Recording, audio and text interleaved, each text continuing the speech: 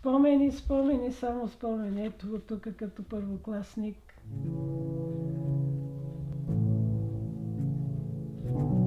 Много кротък, много търпелив. Просто дете мечта. Аз не съм имала проблеми с него въобще. Разбирате ли, въобще? Нито в училище, нито е посегнал на някой, нито е нагрубил някой. Завършващ медицина, дипломата щеше да я получи на 5 декември 2008 година. Т.е. 2 месеца след убийството той щеше да се дипломира за лекар. Даже стажуваше в момента в болница ИСУЛ. Михаил Стоянов е 25 годишен студент по медицина, който на 30 септември 2008 година е убит в Борисовата градина от тълпа младежи, които в последствие пред полицията обясняват, че се събирали в парка, за да го почистват от гей хора. Какво искате, защо ме биете, какво съм ви направил? Това са били думите последните на моя син. Ние не знаем дали действително Михаил е бил хомосексуален. Въпросът обаче е, че неговите нападатели са мислили така.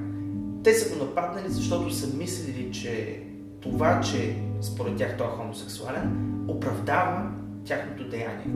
Даже напротив, те са се оправдали с него пред полицията, изтъкнали се го като нещо добро, което са свършили.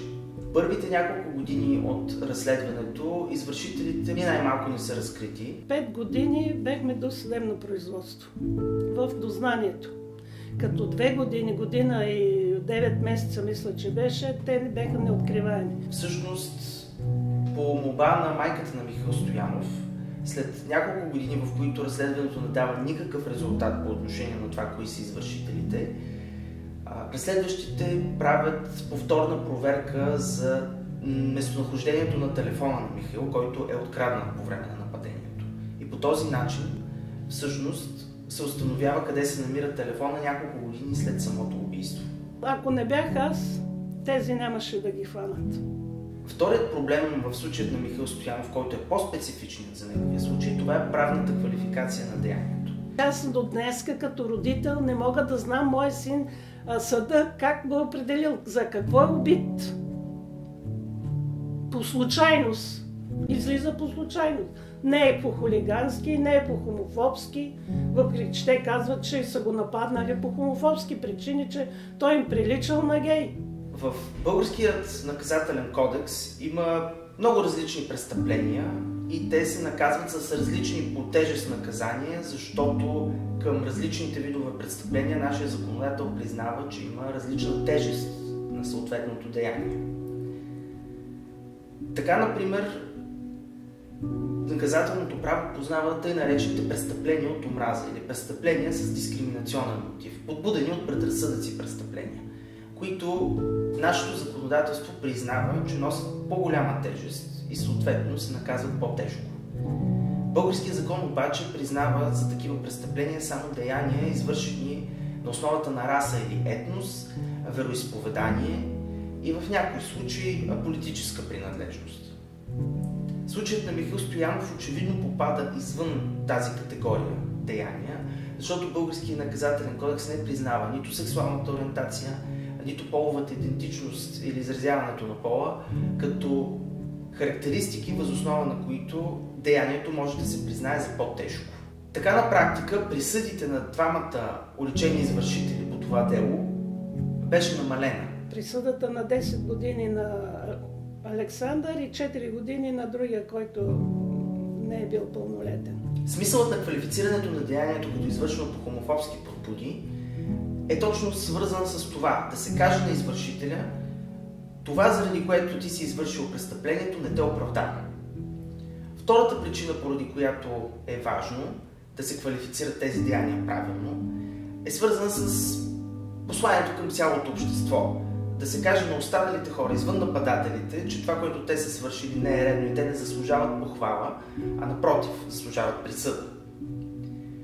И третата причина, поради която квалификацията на тези деяния е важна и не е без значение, е заради жертвите.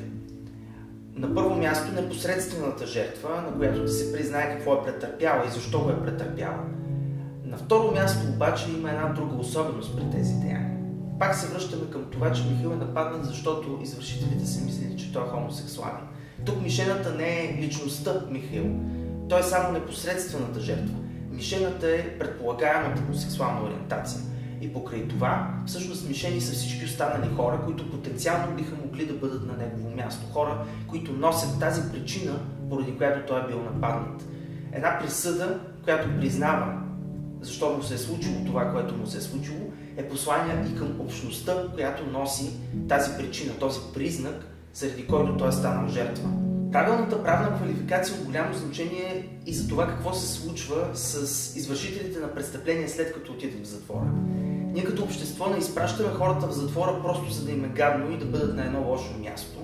Идеята е там с тях да бъде извършена възпитателна и социална работа, която да направи така, че след като излязат от затвора да не извършват отново престъпления. Ако те не разбират защо това, което са извършили, не е редно, ние всъщност не сме извършили нищо смислено, като сме изпратили тези хора в затвора.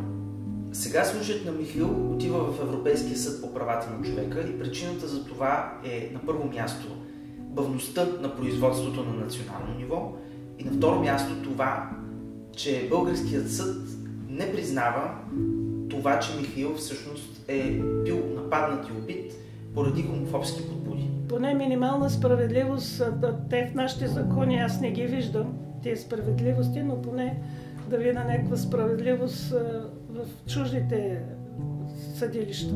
Макар че извършителите на убийството на Михаил вече са в затвора, има още какво да се направи по този случай.